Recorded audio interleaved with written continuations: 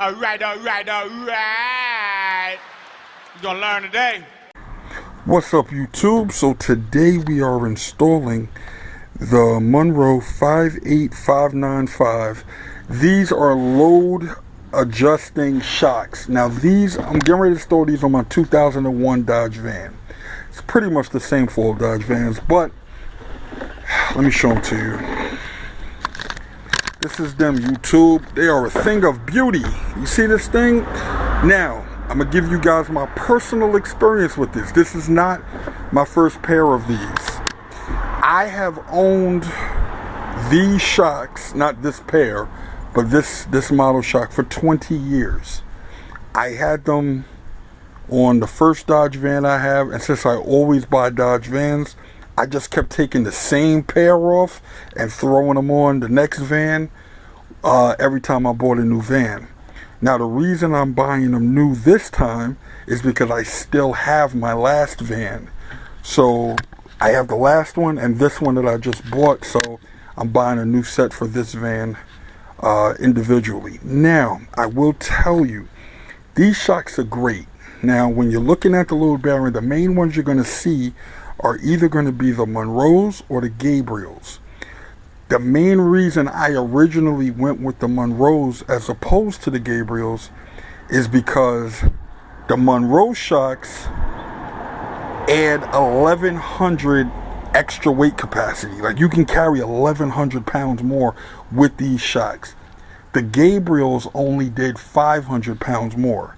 So that was my initial reason for going with the Monroes over the Gabriels, because I do tow with my vans and I also carry a lot of stuff in my vans, so I always rather have more of a capacity than less. Now the other thing, some people are going to be nervous, going to say, oh, you're going to put the strain on the stress because of this, and they're worried about, you know, whether they mount it, if it's going to hurt the body. I've been using them in all of my vans for 20 years, towing, scrapping, carrying parts, moving, anything you could think of that you're supposed to do with a van, I've done it. And every time I've done it, it was because of these shocks.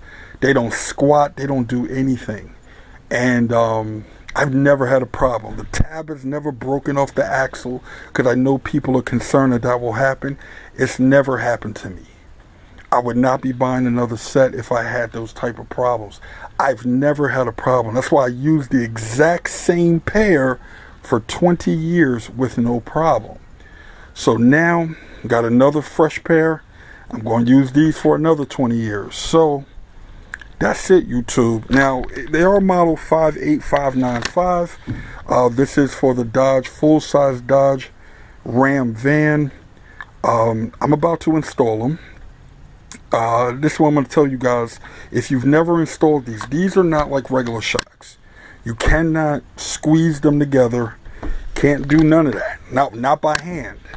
So to install these, you're going to need an additional jack that you're either going to have to use to lift the body in order to give the clearance. Put the top bolt in first. Put the jack under the body, under the frame. Raise it up, and then you'll get the clearance that you need to swing the bottom into place. That's it, YouTube. It's easy. It's only 2 bolts, just like installing a regular shock, but you just don't have the ability to push it in by hand to make it fit in the space. So that's it, YouTube. I'm getting ready to climb underneath the van to install these, and then we will see how it goes. Alright, I'll cut you guys back on.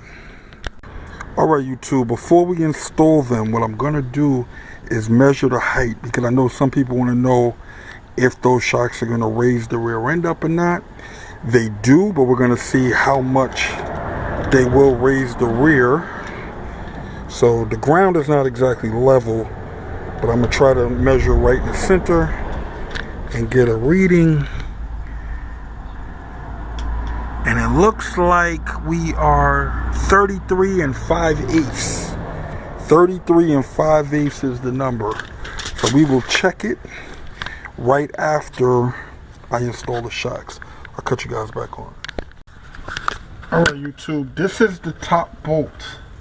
It goes through the frame. There's the top bolt, and it comes out right here. That's the same bolt from right there to right here. And then you have this bolt right here. That's all we have to remove. So let me get you guys set up so I can free my hands and get these bolts out. There's grease on there. And get these bolts out. Alright, I'll cut you guys back on.